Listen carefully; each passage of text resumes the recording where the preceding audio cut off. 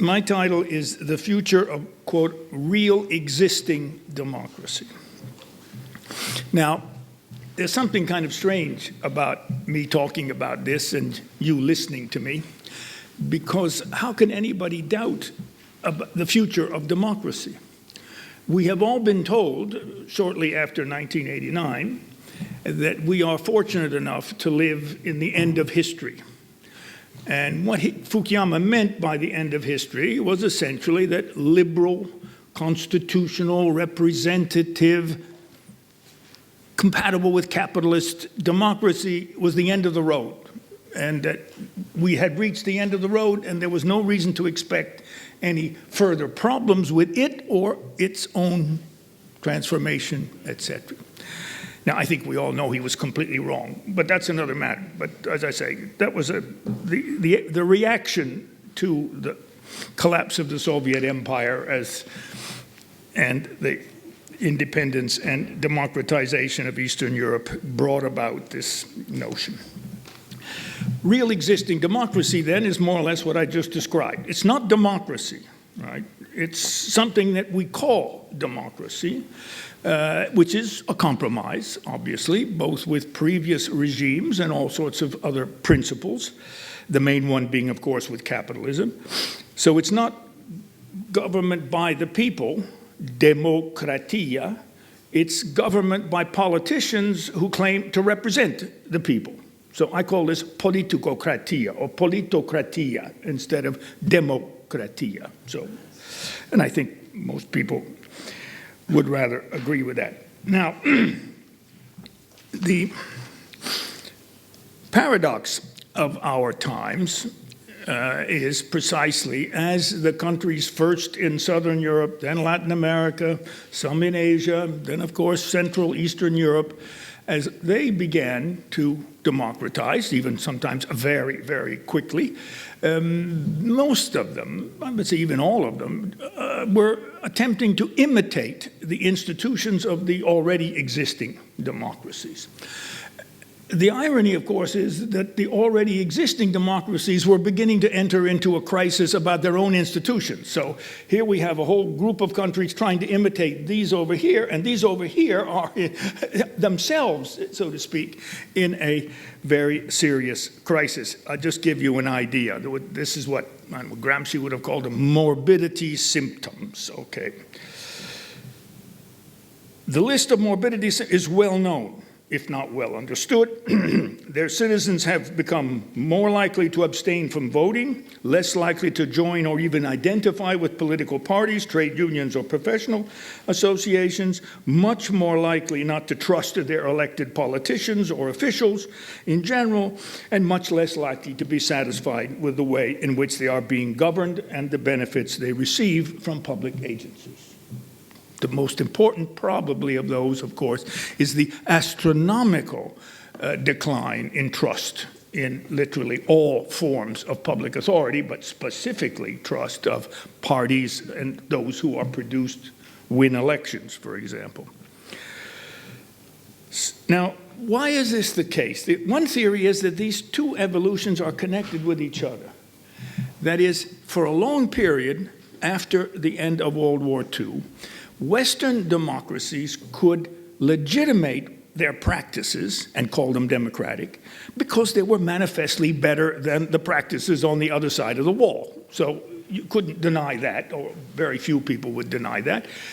Then, once there's nobody on the other side of the wall, so to speak, there's no logical alternative, and specifically a logical alternative that to most Westerners seemed to be highly inferior, then citizens of Western, and now very quickly Eastern and other democracies, begin demanding not simply that they're better than those guys, but that their polities more or less or more correspond to what are the eternal principles of democracy: participation, equality, freedom, all of those things. So now the standards for evaluating your real existing democracy have changed. It's not just enough to be better. You now must conform, so to speak, to expectations that people have had in democracy for a long time. Now, I began thinking about this, inspired by a gentleman that some of you in this room probably have read, but maybe even met, and that's Robert Dahl. He's a famous political theorist associated with Yale University, etc. Probably the leading theorist of democracy of our times. And Dahl, first, the most important observation he makes is that democracy is a moving target. So certainly if we could possibly resurrect an ancient Greek, he wouldn't understand anything that we're doing when we call it democracy, right? So democracy then over time fundamentally changes its practices, its internal operations or relations, but miracle of all miracles, it keeps the label.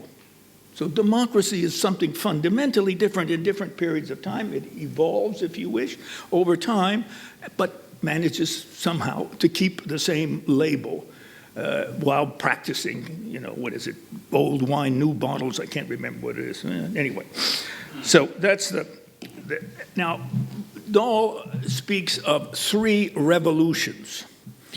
At the time he wrote this particular piece, which was the middle 1960s, I think. And what I'm going to do is I'll just mention the 3 he talks about, and then I'm going to add others, right? And that's, I think, or at least it's what I'm using to try to understand the future of democracy.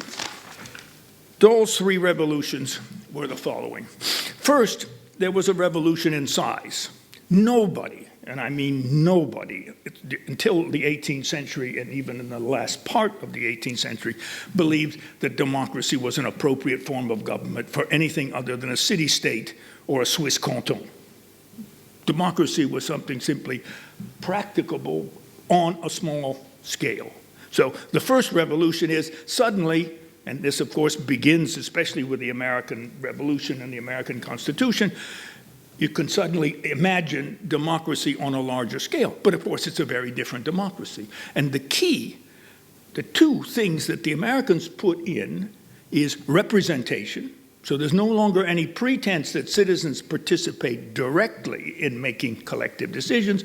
They have to have people do it for them, so to speak. And of course, classically, you get these people by competitive elections, right? The other one is that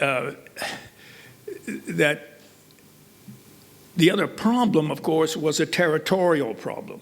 So the Americans invent federalism.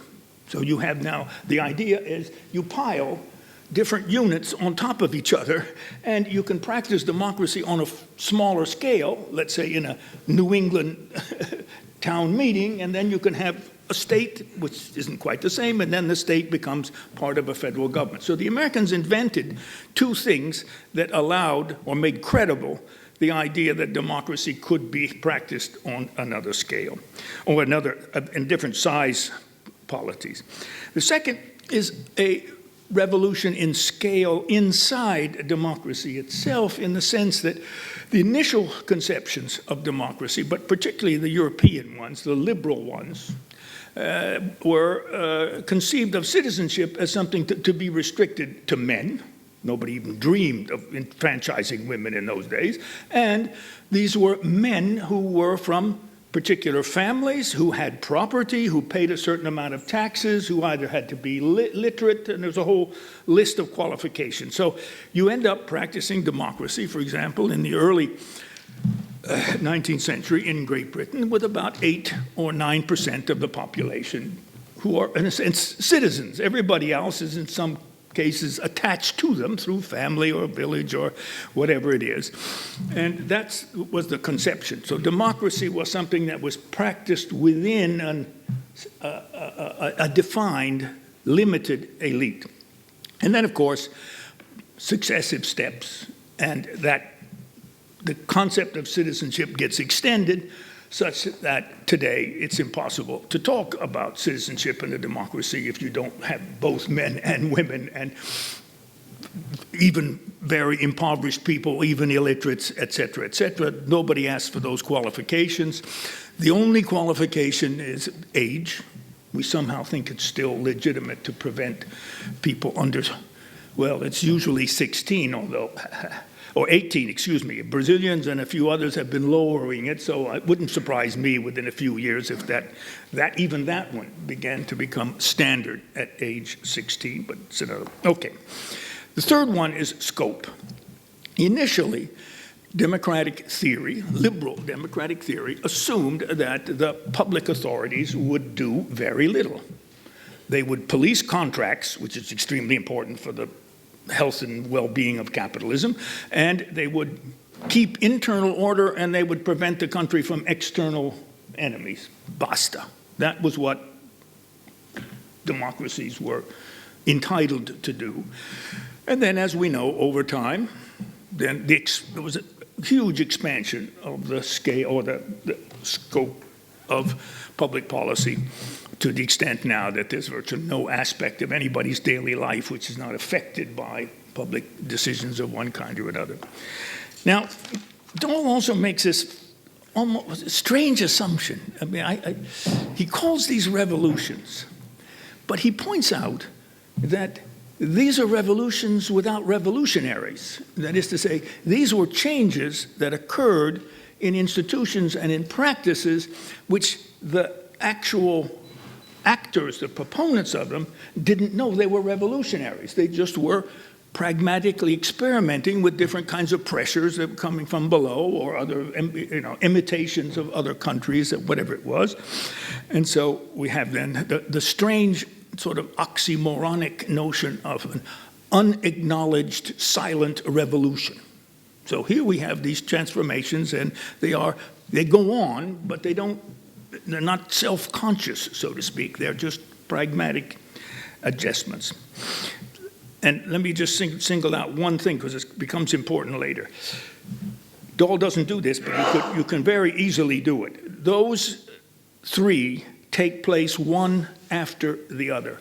And it's quite clear in retrospect how the first one leads to the second one, and the second one leads to the third one, so to speak. So you have then a succession of changes, and the changes you made before set up different political forces which cause another change in citizenship, and then a change in the scope of public policy. What I want to experiment, what I've been thinking of is, okay, we are in the middle of new revolutions, of which we're not necessarily aware. That's the important thing, so to speak. They're going on. Some of them have been identified by political scientists, but not so much in terms of the idea of creating this moving target, of creating a different kind of democracy. They've been observed empirically, so to speak, without necessarily an understanding of how much they affect how democracy affects us. The first is something that begins largely in the United States at the end of the 1800s, and then explodes, and it's all over. And it's in fact, I use the expression of Dahl. He doesn't call it a revolution, but I will. Guardian institutions. More and more, democracies are infected by institutions that are created deliberately to be undemocratic, to separate them out from political pressures of one kind or another. And the famous beginning, of course, are these so-called independent regulatory commissions, right? That's what they're first called in the United States, and they're for commerce and railroads and whatever it is. And nowadays you have these independent regulatory commissions all over the place, and Europe as well. One of the peculiarities, of course, about Europe is that many of these independent regulatory commissions are not national. They're European. So even worse, you're taking out whole areas of public policy and deliberately taking them out of any form of democratic accountability. They are set up by law from Parliament, or from executive power, but once they're running, they are, so to speak, now, the most important of these is the central bank. So, to put it bluntly, for a very wide range of issues, our democracies are governed by their central banks. And of course, in the case of Europe, it's not yours, it's not the national one, it's the one in Frankfurt, the European central bank. But the important thing is to capture is this proliferation of institutions which have regulatory power, but are set up in such a way they have their own independent staff and they're guaranteed certain kinds of funding, and they're supposed to be protected from the pressures, the electoral pressures or political parties. So that's the first one. The second one is, in many ways, I think, the one that is causing most or much of the present discontent. And that is the professionalization of the role of politician. Democratic theory, from the beginning, certainly from the Greeks, but also most liberal theory, assumed that the leaders of democracy would be citizens like everybody else. That is to say, they would be elected for some period of time, and they would then return and become, go back to being lawyers or landowners or whatever it is, depending on the time, obviously. Nobody imagined that politics or politicians would become professional. And even worse, that politicians would surround themselves with other professionals. The favorite, of course, is spin doctors, but there are lots of other people. And any politician these days, and one of the things that I've been trying to get some data on is how quickly this is happening to the new democracies in Central Europe and elsewhere. So this is not just a disease, no, disease would be a little strong. This is a development that is characteristic of well-established democracies. As soon as you become democracies, those politicians become and surround themselves with professionals, right? So the professionalization of the role of politician, and you see this, a lot of the decline in trust in politicians and rejections often refers to this. And the best proof of this is how many politicians deliberately run under the slogan, "I'm not a professional." Right? So that's proof that, that they're aware that this status of professional politician is, but almost every. I mean, just think of the last, well, I hate to say this, but the only non-professional was George W. Bush. So, anyway, right, sorry about that. And actually, I jumped over one. This is the first one. Now, I got my pages mixed up. The first is what I call the displacement of individuals by organizations. All of democratic theory assumes that the central agents and actors are individual human beings, right? What happens, again, toward the end of the 19th century, you begin to get organizations as the intermediaries. So it's not just simply that people go to elections and produce elected. You have then lots of non-elected people running trade unions, business associations, various kinds of what we call civil society, if you would, later, all right? And that then, so that individuals, other than the act of voting, can influence public policies only by working through organizations. That's an exaggeration, but most of the time. So the real effective citizens who are determining what kinds of policies are going to be made at what level are organizations, all right? And I don't need to tell you this, those organizations are not simply the sum of the interests of the individuals who are their members or for whom they pretend to speak, because the organizations have interests of their own. So they have to support themselves, etc. And you'll see, you study any trade union or any business association, and you will discover that these are organizations which have organizational objectives, not just simply summing up or whatever it is. In fact, very often they don't even know what the interest of their members are, so they're not even well informed sometimes. Fourth, and this one is particularly European, but other countries find themselves in the similar. It's what the jargon calls multi-level governance. And in fact, for much of the people like myself who have studied the European Union, you can't call it an international organization. You can't call it a state. And so we had to invent something. And the word that is used is multi-level governance, meaning that it doesn't have the property of a state. It depends on the administrative and other capacities of the member states to actually implement policies, and it has also depends on an interaction, sometimes also, incidentally, not just national states, a great deal of interaction with regions and even with municipalities of various kinds. In fact, I think this is an example of that, in part. So, multi-level governance means essentially that decisions that will affect the lives of citizens and affect the organizations that represent them will be made at different levels of aggregation.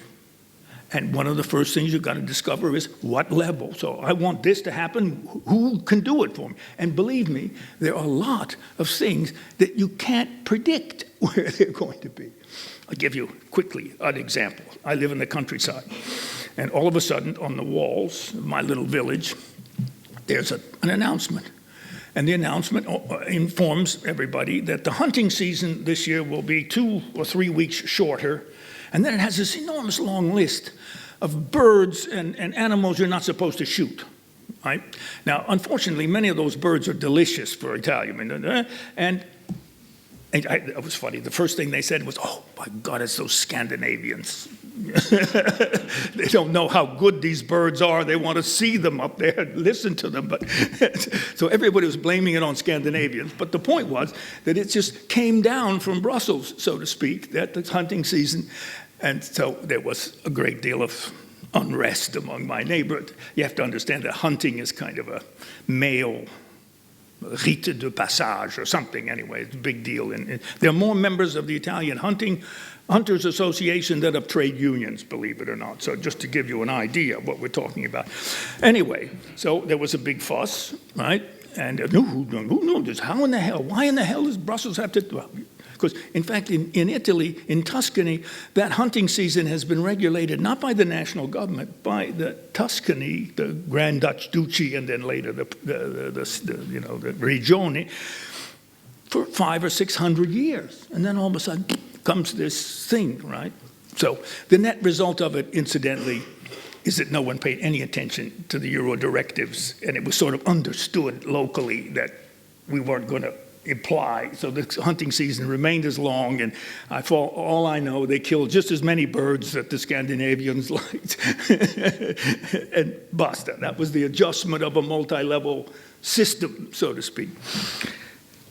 So those are, now there's one that's in the atmosphere, so to speak. And if you look at the literature, you find very, very much division on this particular one. And it's the impact of new information and communications technology.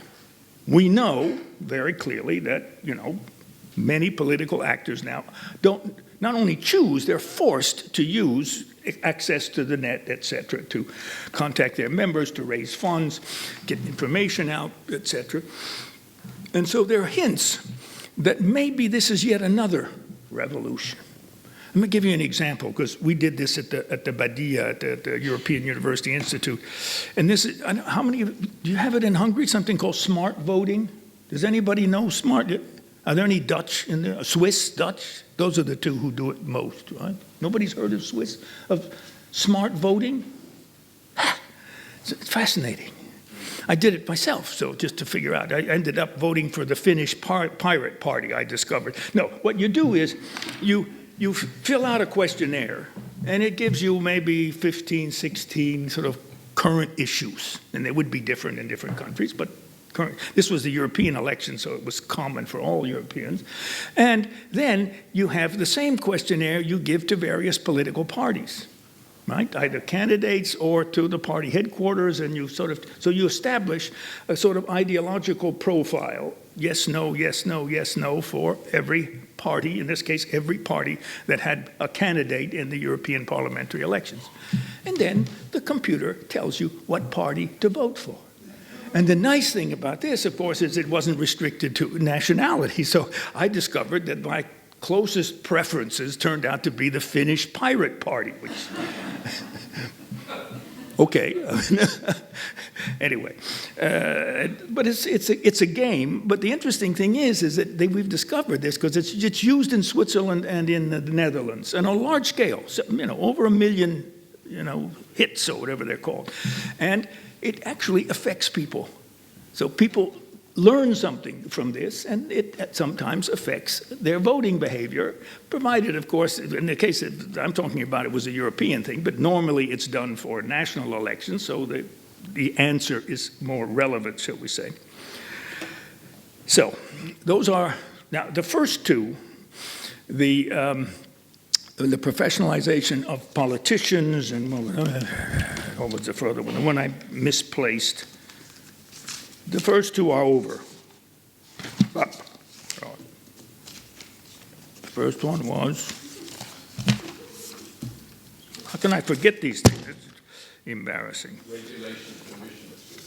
No, it was professionalization. Oh yeah, the displacement of individuals by organizations. That's over. It's done. It's part of democracy. You couldn't change it, right? You just have to live with the fact that to affect governments these days, you must work through organizations, and that most of the people you'll be choosing will be professional politicians. So you'll have, or professional politicians who claim they're not professional. Okay, that's a strategy, shall we say.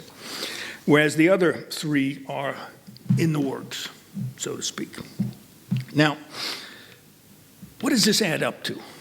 Right? That's the bottom line. Now, if you try to think about the future of real existing democracy, you have sort of two lines of inquiry. If you looked at the past history of Western democracies, European, North American, Australia, New Zealand, etc., the most important effect upon their nature and determining their future were usually some kind of exogenous shock. That is to say, something that wasn't good. Well, everything I've been talking about is generated from within democracy itself. So as it functions, it transforms itself in these various directions, right? Whereas if you looked at it, and of course the most important effect on democracy, it's embarrassing to admit this, is war. Democracy does not cause war, but war will cause your democracy to change. And so much of the expansion of citizenship, the expansion of the role of the state, many of those things I talked about are closely associated with the disruptive effects of war and its aftermath, right? So there you have something that just, it happens. It's not generated from within, it happens from without, so to speak. So exogenous shocks, number one being war. Although, something like this migration crisis is a shock. It may not be on the magnitude of World War I or World War II or whatever, but still other kinds of exogenous shocks then are possible. But in the line which I'm thinking of, I'm trying to follow and think of the future in terms of these revolutions, in terms of these institutional or changes in institutions and practices. And I have a problem. Because, as I mentioned, in the case of Dahl, you have these three, and it's very easy.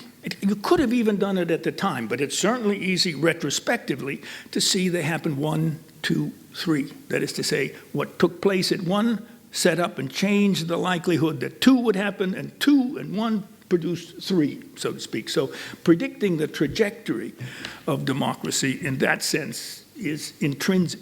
The problem now is that they're all on top of us at the same time. So there's not a clear, so to speak, line to follow in terms of interpreting where it's going, because many of these things are unrelated, or they're related to each other, but they're not produced by each other. There's no kind of, and so you have this simultaneity of transformations. And needless to say, the problem, it's one thing to have something happening to your political system, and you can sort of imagine how it will work itself out, and that gives you a vision of the future. But when you have 4 or 5 things going on at the same time and affecting each other, it's extremely difficult to imagine how those combinations are going to be realized, or what they're going to produce. So the other problem, of course, is that one of the most important features of democracy in the past has precisely been that democracy has instruments to change itself peacefully. So democracy can change its own rules, right? And it can do so without necessarily having a civil war or using violence or whatever it is. It's got this internal competitive mechanisms, and parties rotate in power, and interest groups rise and fall, so to speak, and put different kinds of pressures. And that's been a good deal of the history of democracy, is this ability to respond either to shocks or to their own internal things by changing the rules, right? So that's the other unknown. How are the rules going to change? And in this book that Alexander Trexler and I did for the Council of Europe, which is called The Future of Democracy in Europe, we have 29 different suggestions for reform. And we found some of them. We put together a group of politicians and academics, and we just discussed these things. And we kept finding things that we didn't know existed, in large part because experimentation with democracy is going on at the local level. It's not at the national level. And it's often sporadic, not even at, certainly not at all local levels, but only at some. How much time do I have? 5 more minutes. Okay. I'll give you some of the most outrageous suggestions, just for the fun of it, right? Probably the first one. When I did this, I was accused of returning to the Austro-Hungarian Empire. But that wasn't quite true. Of course, I didn't know it, but that's another matter.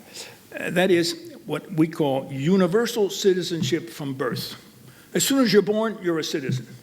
But until you reach the age of civic maturity, 16, 18, whatever it is, your vote is cast by one of your parents or guardian or whatever, right? So you're part of the political system, and you're voting, your parents are voting for you, right? And, you know, then I was told that, in a sense, this was already part of the Austro-Hungarian Empire, except that what it meant in that was that you voted, the man voted for every single person in the family, including the servants, I gather, or something like this. So you had multiple votes depending on how large your family was. But anyway, so there's one idea, right? So a second one, try to encourage lotteries attached to elections. You go, you vote in an election, and you get a lottery ticket. And the winners of the lottery are announced at the same time as the winners of the election. And then we had this huge fight in this group of, okay, what do you win? Right? And my idea was money, but nobody wanted that. That tarnishes the honor or the whatever it is of the voting act. And then it was Andras from here who came up with the idea that it can pay for itself because companies will donate, you know, Mercedes automobiles or vacations in the Canary Islands or whatever it is would be donated for the publicity. And I don't know why, but that wasn't, you know, that sounds too capitalist or whatever, so you can't. Finally, we decided that you would win money, but it would be spent only on non-profit, if you wish, NGOs or various other kinds of public goods. So you would determine, and then you would just, because you wouldn't receive a cent of it yourself, but you could then suddenly have €1 million, which you could then give out to whomever, provided, of course, they were public, you know, public goods or producers of one kind or another. Oh, yeah, number 3, variable threshold for incumbents. One of the scandalous things about democracy, this was picked up by Roberto Michel a long time ago, but it is what is called the incumbency effect. So if incumbents choose to run, their probability of winning is greater than of the challengers. Okay, that, I think we know this, right? I mean, so one of the idea is that the threshold by which the incumbent wins would rise. So if you won the first time by 51%, you would have to get more than 51% in the next election, or your opponent would. Now, that was another one. Needless to say, politicians in our group were not enthusiastic about that. Then there's another one, which was vouchers for political parties. Oh, and let me say that one of the things that's in the background of this is that we began thinking about reforms that you could perform if you had either mail or electronic voting, because that means that citizens would have more time to make these choices. So if you don't have that and they just walk into a booth, these get, you know, I happen to be a citizen of California. You don't know what it looks like to vote in California because we sometimes have 28 referendums at the same time you're voting, from everything from the school board to the dog catcher to the president of the republic. And they're all, and the ballot is a book like this, right? That's demanding a lot. But if you do it electronically at home and then file it, so to speak, or if you do this by mail, which incidentally in San Francisco, 80-some% of the votes now are by mail. So people sit there and have some time to decide, and then if they have to mail it by a certain date. Anyway, vouchers for political parties. You vote, and you also vote to donate a certain amount of money, say 100 euros, to the political party of your choice. And of course, you don't have to give it to the party you just voted for. And the idea was that there would be a floating fund. So I have this, you don't have it here. I think only Moldova has it. Something called NOTA voting, N-O-T-A, none of the above. So every election, you should have a candidate called NOTA, right? So instead of choosing, I don't like any of these guys, so this would encourage you to go, because as it is now, people, when they think that way, they just don't bother to vote. Now I would, you know, and then you just check none of the above. And in the case of this party voucher, you check none of the above, and that would go into a rotating fund to create new political parties, so that you could apply with a certain number of it, and you would then receive money from this rotating fund of dissatisfied citizens. Okay, the last one. 1.5. Okay. The last one is the I like best, but anyway. It's called a citizens' assembly. And this is intended as a counterweight to the professionalization. You would put together, with the exact same number of seats as you would have in the lower house, a random sample of the population, so that each political unit, Land or American state or provincia, whatever it is, would have the same number of seats that they have in the national parliament, except the seats would be filled randomly from a selection in that political unit. And then this random population would meet during a recess or whatever it is, be paid. They would be paid exactly the same as an elected deputy to spend, let's say, a month. And their job, they can't imagine that this would produce legislation. Their job is to look at one or two of the most important pieces that have been earmarked by existing parties and simply vote yes or no. So you would have a control on the legislation, but say the most important piece of legislation, by a randomly selected group of politicians who would simply, right? So that's the third reason why it's hard to predict, because countries are experimenting, and there is a good reason to believe that they're not stupid. They know that this is going on, and they are trying, sometimes not very effectively, and trying to change the rules using people who just won by those rules is difficult, right? If you win by a certain set of rules, you're not usually enthusiastic about changing the very rules that got you elected, but that's another matter. So the future of democracy is not assured, certainly not democracy as we understand it. So if democracy is going to survive, it's going to have to be different, right? That's the bottom message. But the disappointment is, I don't know what that means. I don't know how different and in what particular areas, aspects, etc. Thank you. Thank you.